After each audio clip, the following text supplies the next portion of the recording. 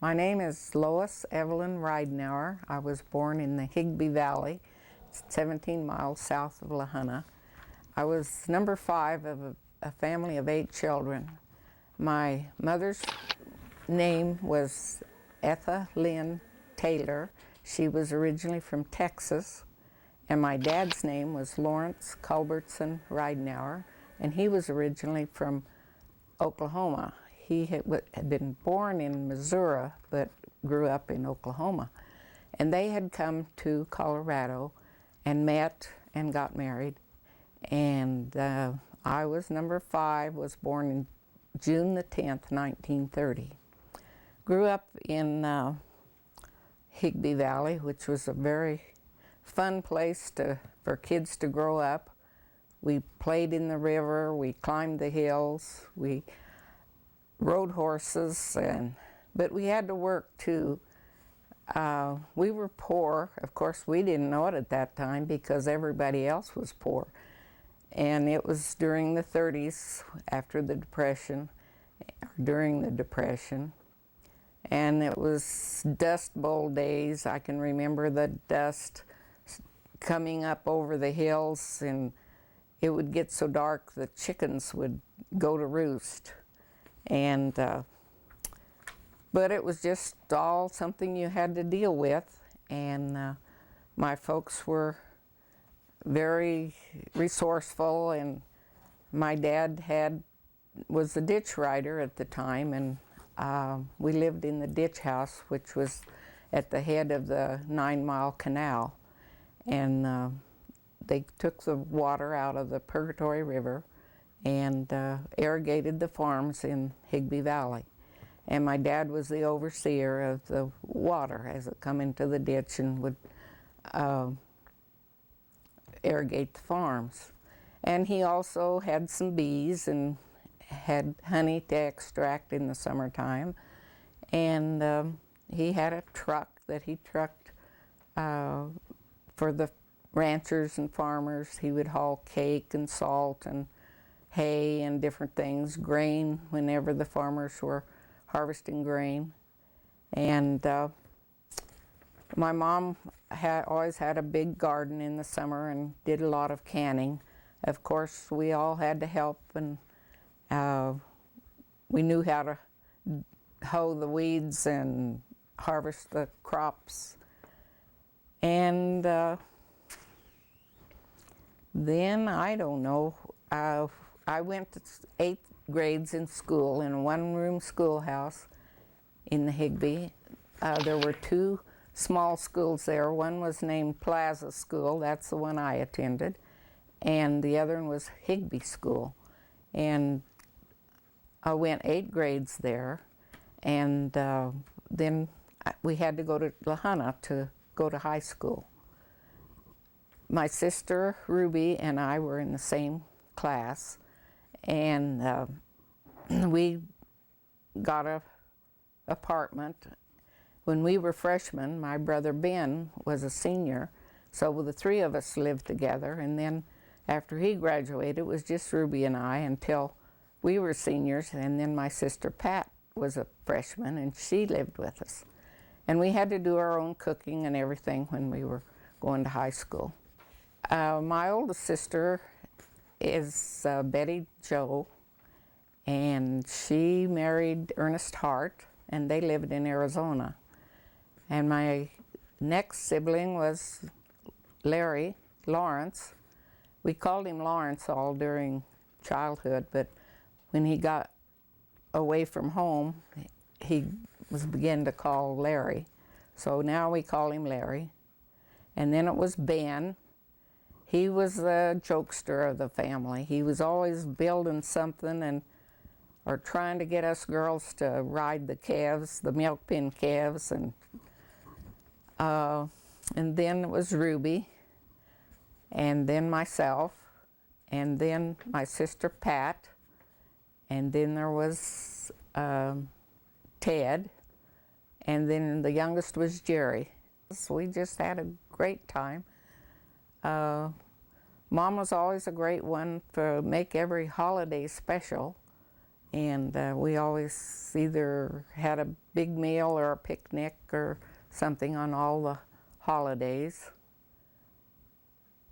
And I remember at the little one-room schoolhouse, at Christmas time we always had Christmas plays, and you always got a sack of candy and with an orange and an apple, and that was a big treat at that time. When I went into La Junta, the first job I had was at a doctor's house, and I would go there after school and brush the dog and walk the dog and help the maid change the beds and do some vacuuming and dusting. And on Saturday we had to change all the sheets in the house and do the laundry. And then the next year I got a job at the hospital in the kitchen. I helped make salads, and I would take trays up to the patients and then do dishes. And then when I was 16, was able to get my Social Security number, I could work something else. So I went to work for J.J. Newberry Company. I worked on the floor after school on Saturdays. And then that year I didn't go home for the summer. I just worked all summer. When the girl in the office quit, the manager asked me if I would be interested in working in the office. And I hadn't had any office experience, and I hadn't taken bookkeeping or anything in high school. But he said, well, we'll show you what you need to do. And so I took the job in the office and did the bookwork. And then one year I got home from work, and my sister Ruby said, there was a tall fellow here looking for you. I don't know what his name was, but he was a tall guy. And I couldn't figure out who it was. And then I found out it was Ernie Stjernholm, which I later married. He had seen me at Newberry's and thought he'd like to see if he couldn't take me out. So we dated and went to the shows a lot and ate at the Bluebird Cafe a lot. And then we got married. I graduated from high school in 47, and then we were going to wait till I was 18 before we got married. But the next spring, my brother Larry was going to go to Africa he got a job at Firestone Rubber Company, and Ernie had wanted him to be best man at our wedding, so we decided to put the wedding ahead. So we were married in February, and I wasn't 18 until June. So then after we were married, along came Ron 2 years later, and then there was Dwayne and Doris and Darwin and Robert and Dean. So I had a house of 6 children, and it was a busy time taking care of those. And Ernie and I had the propane gas business in Cheraw, Colorado, and I helped take care of the books as well as the house and taking care of the kids. There was always plenty of excitement around, and I always kind of appreciated Christmases and birthdays and things like that, and we went on trips a lot too. Ernie would always see that we generally took a couple of weeks in the summer and take a trip. We went to Arizona a lot, we went to Mesa Verde, went to California, went to Canada a couple times because my brother had moved up there, and we went to Hawaii then. We had sold the business, and so Ernie decided we needed to go to Hawaii and take the whole family. So we went drove to California and got on the plane there and flew to Hawaii and visited. My sister Ruby was living there at the time, and we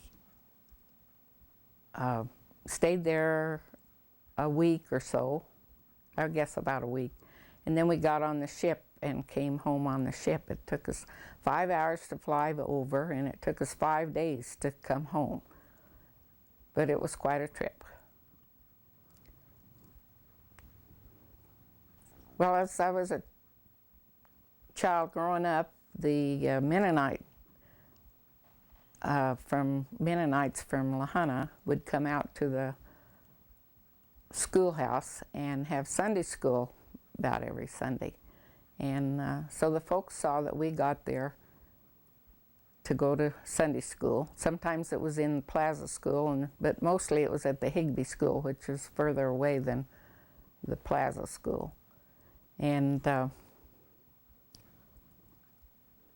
so that was my first education as far as the Bible was concerned. And I'm a true believer, and I've always appreciated church and Sunday school and tried to raise my children the same way. I was divorced from Ernie in 1972, I think, and moved to Lahaina and worked at the pickle plant first, and then worked for R.P. Lewis Sail Ring, and then I got a job at Southeast Colorado Power Company as a bookkeeper, and we lived in Lahaina until 77, when I met an old school chum, Kenneth Bishop, and him and I were married and moved to Fowler because he was working on the railroad out of Pueblo, and I still had my job at Southeast Colorado Power. So we moved to Fowler, and we thought it'd be a good place for the kids to go to school. Robbie and Dean were both still at home, and Fowler had a good school system. So we moved there, and then we were just married 8 years when Kenny got cancer and passed away. He passed away in 1985. But I stayed in Fowler then and worked in Lahaina till I retired in 91. After I retired, I took a trip to Australia. My oldest son, Ron, was getting married to a girl from Australia. So Dean and Ron and I, or Dwayne and Ron and I, went to Australia, and Ron and Loxie were married. And then Dwayne and I did a little sightseeing and traveling around there, which was a nice trip. And then my brother Ben came to visit me from Canada, and I knew he liked to dance, so I asked him if he would like to come to Lahaina for the dances, that the senior center had dances. And he said, yeah, he thought that'd be fine. So we came down 2 or 3 times while he was here to the dances. And when he went back to Canada, I thought, well, I don't want to go down there by myself. But some of the people there says, oh, come on down, we'll take care of you. And that's where I met Freidenberger. And so that was kind of special, and we liked to dance together and just have a good time. So Fred and I were married then in May the 3rd, 03. Well, I think it's so important to be honest with yourself as well as everybody else, and try to live the best you can. I love to grow flowers and pretty things. Fred had a nice place here, and we just keep adding a few things here and there and making it nicer. And I like to do handwork too. I haven't done much the last couple of years. My kids are all special to me, each in their own way. I like to travel, and so when I was in Fowler, the bank there had a senior trip, senior club, and they would take trips. So I got interested in that, and we took trips. We've been on 3 cruises, one to Alaska, one in the Caribbean, and one through Panama Canal. And we've been back to New York and down through Texas, and took a riverboat ride up the Mississippi. Oh, just all kinds of trips, and it's been a real special time. I've been to Branson about 16 times or so. I haven't really counted them, but I could still go back anytime. There's always something new to do and see there. The shows, there's so many theaters that are different, and you can see something different all the time. I think that's all. That's enough. Okay.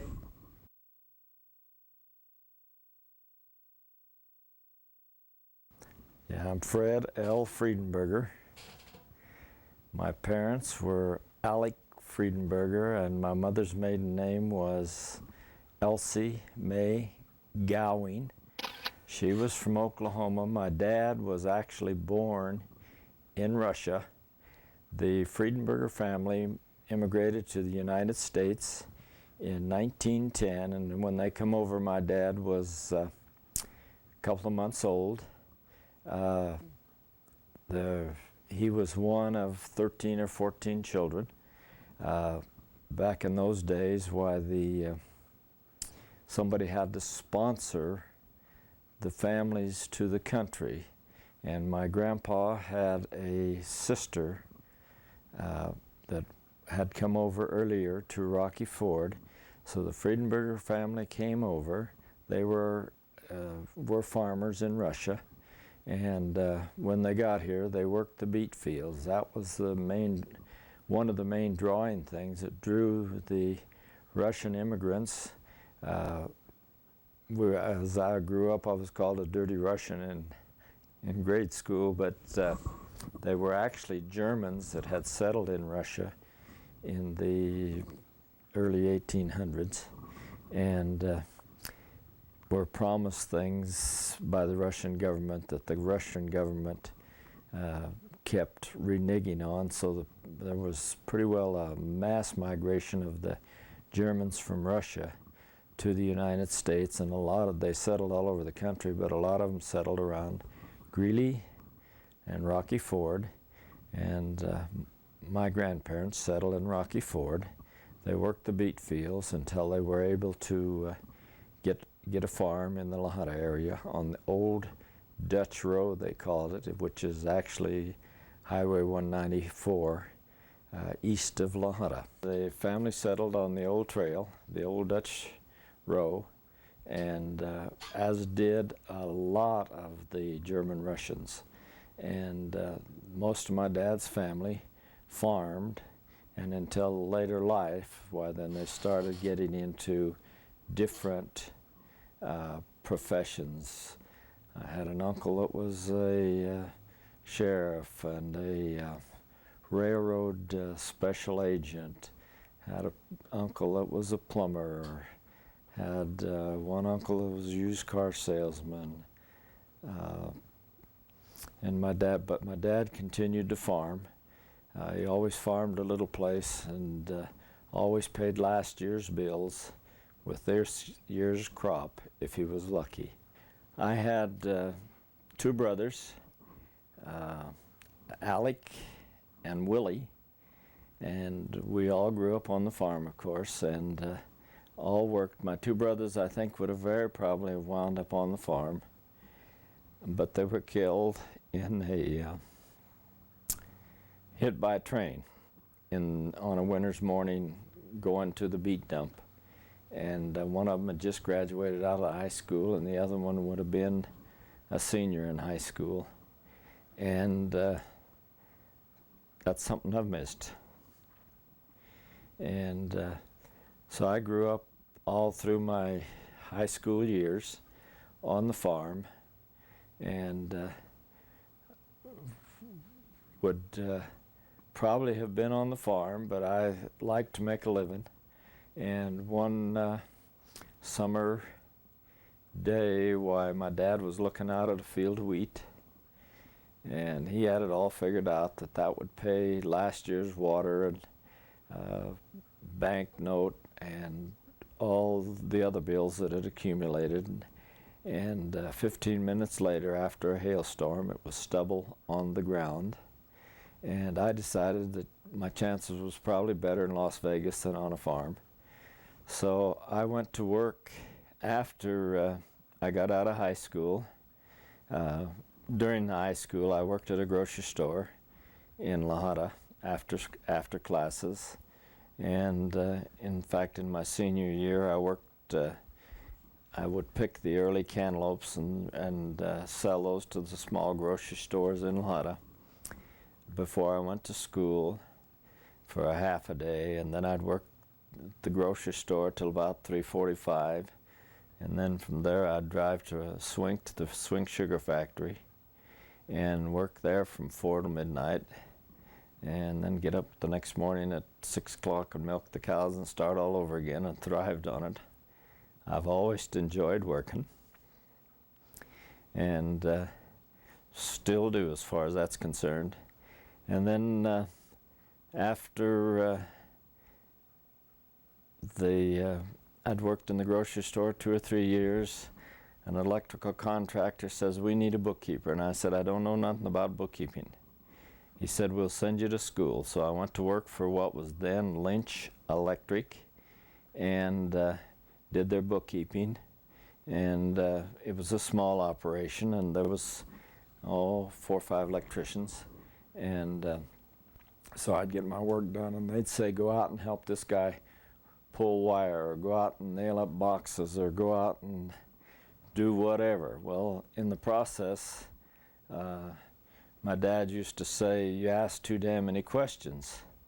And of course, every time I did something, and still today, I want to know why I'm doing something and why I'm doing it that way. And so I started to work in the electrical business in 1948, and then the business was sold to another guy, a Red Tarman. It was called Red Electric, and after a few years working for him, I got an offer to buy to where I could buy half of it, and I was always thrifty. In fact, most people would say I'm tight. But anyway, I wound up buying half of the business, and a few years later I bought the other half of the business, and worked at it until 1988, when I retired. When I was going to grade school, a real pretty little gal showed up. She was in the 7th grade, and I was in the 6th grade. And as young as I was, I knew that I wanted her to be my wife. So a year out of high school, we married, and had I would have called it a wonderful marriage. She might have argued with me, but we raised 3 good kids, and just had a good time until She developed Alzheimer's in about 1985, and she passed away in 2002 after being sick a long time. Then my kids were encouraging me to get out even before she died. She was in the nursing home for 3 years and was totally gone. And so I went to the nursing home, to the senior center, and started dancing with the ladies, and I went with one lady that was nothing. And then I caught the eye. Lois, incidentally, who I eventually married, was a year behind me in high school, and of course I knew her. We just, not well, but we knew each other. And so when she started coming to senior center dances, why, she caught my eye, and first time I asked her to go out, she turned me down. She says, "I've got a prior appointment." And I said, "Okay." And then she called me and she said, she in fact said that the other one fizzled out, so she'd take me as second best. So we went to I had joined a polka club in Pueblo, because I had liked to polka when my wife was able. I was never good at it. Still I'm not good at it, but anyway, that was the start of our courtship, and in May the 3rd of 2003, why, we were married, and it's been real good. It's been real good. Some of the favorite things I can remember as a child.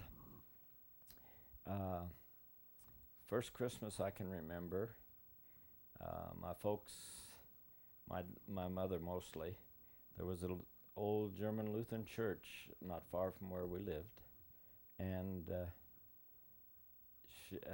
she got us there. They had a preacher that come intermittently, and of course a lot of it at that time was still in German, but we learned to go to church and Sunday school. But my first Christmas, I remember the Christmas tree. They used to put lighted candles on a tree on a clip that clipped on the limb. And I can remember that Christmas tree with the water bucket sitting beside it, so that if a candle caught the tree on fire, there was a bucket of water handy to put the fire out. Fortunately, I never did see a fire. Probably been something to remember too. But I grew up always thrifty. When I was growing up, even in grade school, I made tie holders and pot holders and a number of products with wood. I'd walk to town from about 4 miles out and buy paint at Woolworth in little cans, and then I'd saw them out with a coping saw and paint them, and then I'd peddle them around the neighborhood, because we was poor. I remember one summer that we ate tomatoes every which way tomatoes could be eaten, because tomatoes were plentiful and cheap. We ate tomato jelly, tomato preserves, fried green tomatoes, sliced tomatoes, tomato soup, tomatoes any way they could be made. We ate a lot of tomatoes that one year. We always had bread. We managed to have money for flour and sugar.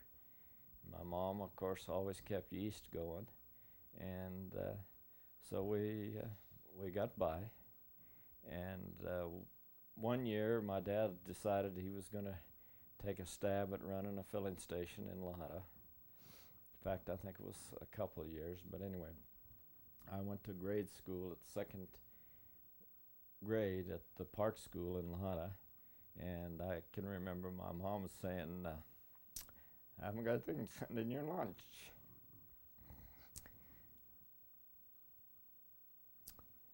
So I had figured out that the city kids didn't know what homemade bread was.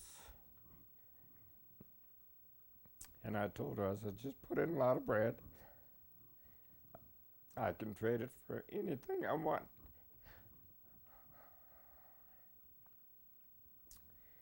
And of course, after school, we had gotten married. We had 3 good kids. First was Bobby, Robert Leslie Freidenberger. He was born in, see if I can remember this, 49. Then we had a daughter, Bonnie Marie, that was born in 50, and a daughter, Patricia Ann, that was born in 51.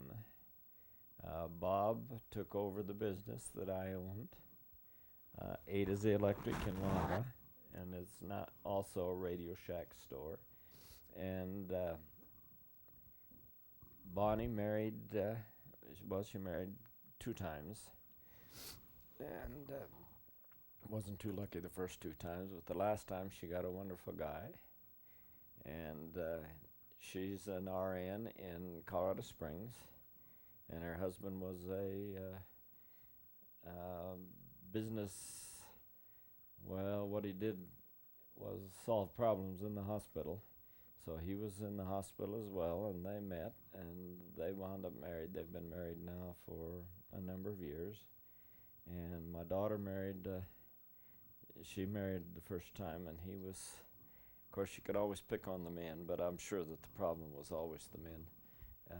But anyway, her first marriage didn't pan out, and then she married a kid that was from Ohio. He'll not forgive me. But anyway, he's a farm kid, and he's been a good provider, and they have a daughter who is now going to be a senior in high school next year. Is that right? And so the family they've had successful marriages.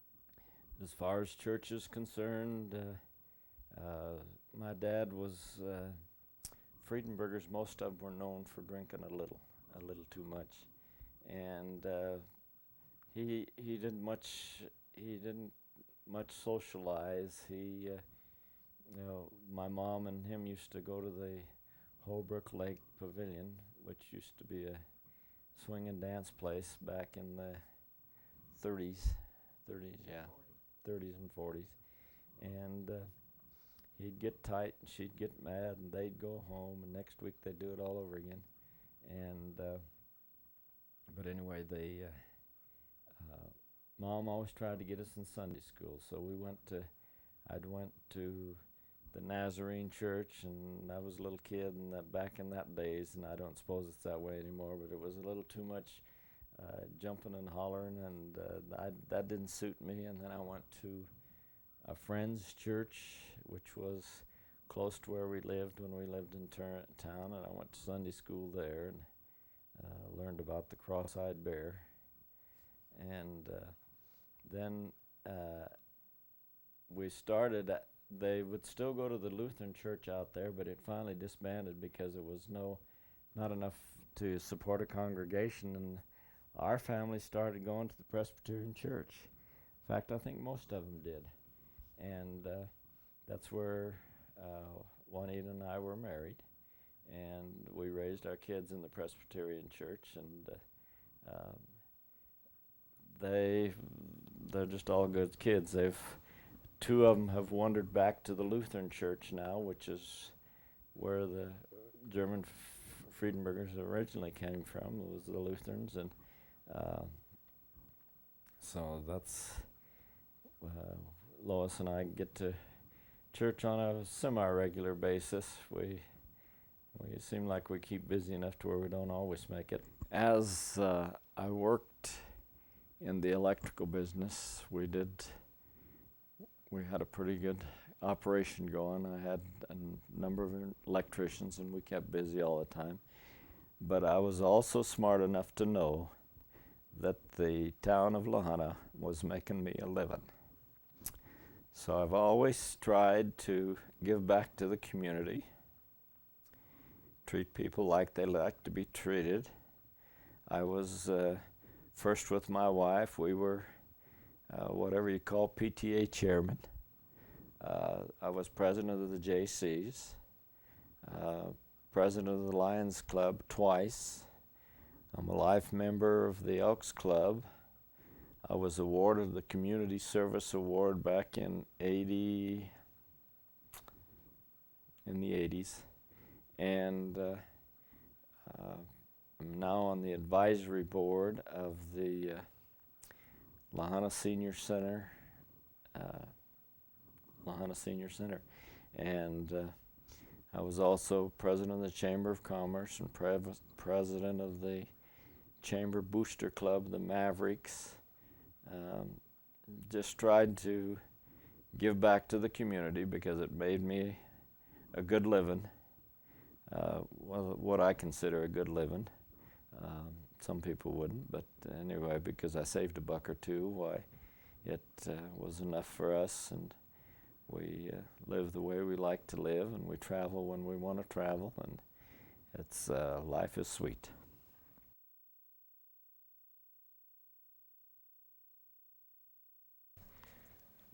Well, we were married at the Presbyterian Church in Lahana on May 3rd of 2003. We had a reception at the Elks Club in Lahana, and we had a polka band down out of Pueblo, and everybody had a good time, I think. Anyway, they all told us we did, and that's what counts, if you try to make people happy. And then, of course, after we got ready to leave, well, we found out that the Stjernholm bunch mostly had decorated our car up for us a little with balloons and what all. And we were going to take a trip to San Antonio. I had to go see the Alamo. And so we started to Texas, and it was late, so we got to Lamar, and we stayed at the Travelers Lodge. I think it's run by a Indian, and it was bad news. But we were so darn tired that it wouldn't have made any difference if they'd told us we had to sleep in the car. But anyway, then the next day we headed to Texas, and we seen a lot of things on the way. We stopped at Fredericksburg, the old German settlement in Texas, and seen Admiral Nimitz's museum down there, which is history of the Second World War in the Pacific. And then there's a museum down there that's the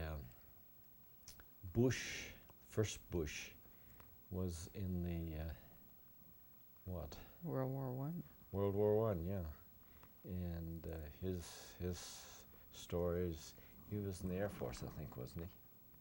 But anyway, it's got submarines and torpedoes, and but it was a nice stop, and just a pretty place to be. And then we went on down and went to San Antonio, and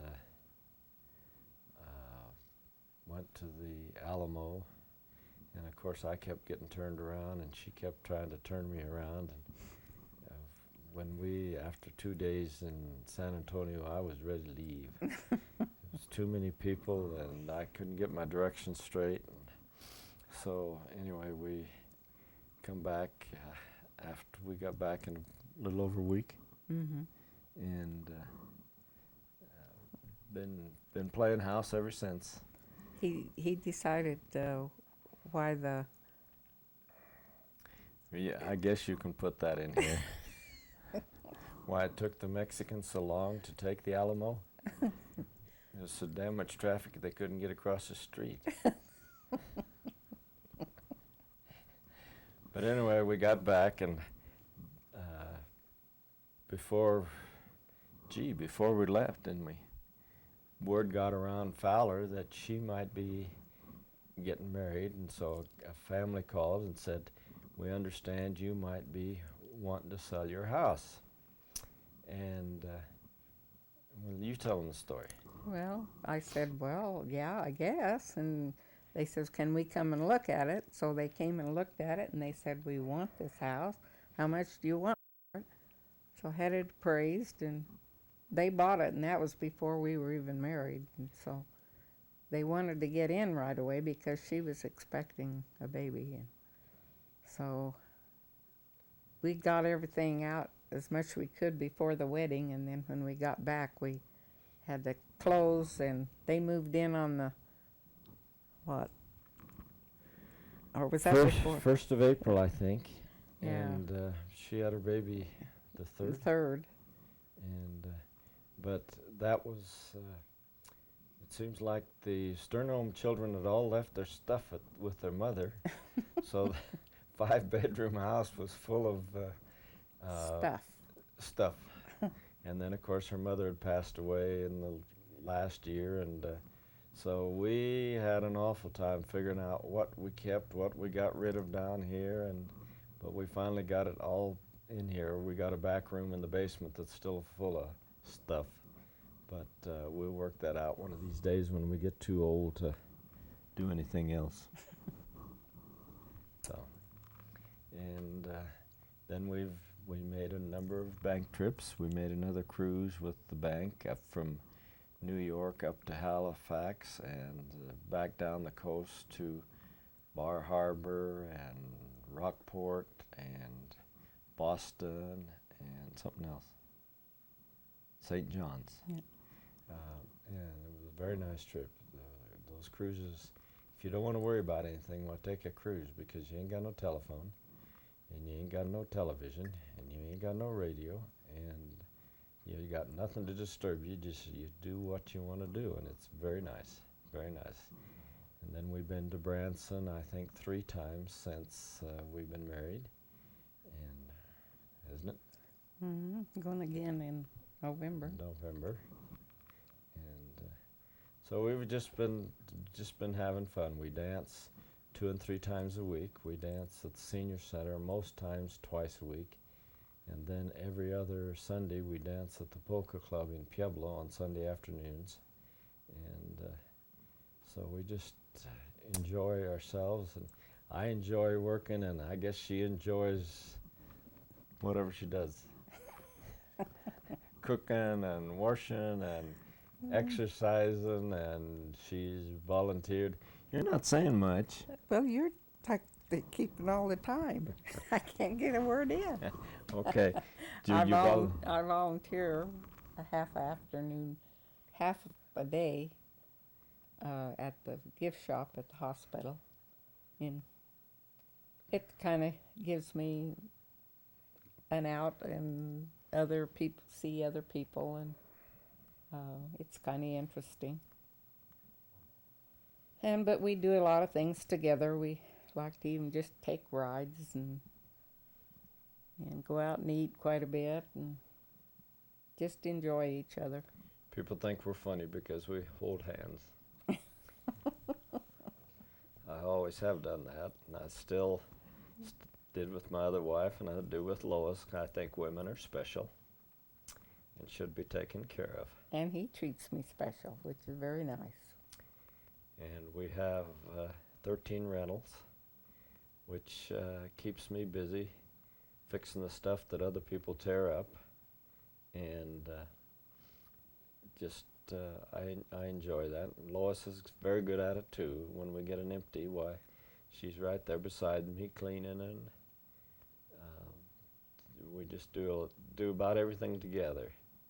And I'm not a big talker. We can sit here of a night, and she can read a book, and I'll watch television or be doing something, and we may not say a half a dozen words, but we know each other is there. It seems like we're an awful lot alike, because I'll start to say something, and he'll say, "Why, it's just what I was thinking about." And we just enjoy doing things together. Most everything we do, we like to do together, and it's just real special. It couldn't be any better. It's both of our healths are good. Lois had a stent put in year and a half ago. Year and a half ago. And but she recovered from that. In fact, she was back from the operating so quick I thought they hadn't done anything yet. And I don't have any health problems. I've got some diabetes that's just really not a problem because it's well under control, and we just enjoy each other and are healthy enough to do anything we want to do. Sometimes I walk too fast and she tells me to slow down a little bit. Yeah, she can't help it. She's getting old. Almost 75. Yeah. Yeah, soon be. And he's 77, So but we're still enjoying life. and we see people that I know are 10 years younger than we are, and they act decrepit and act like they can't do nothing, and we just do anything we want to do, and it's just fun. And I enjoy working. I think I've mentioned that a time or two.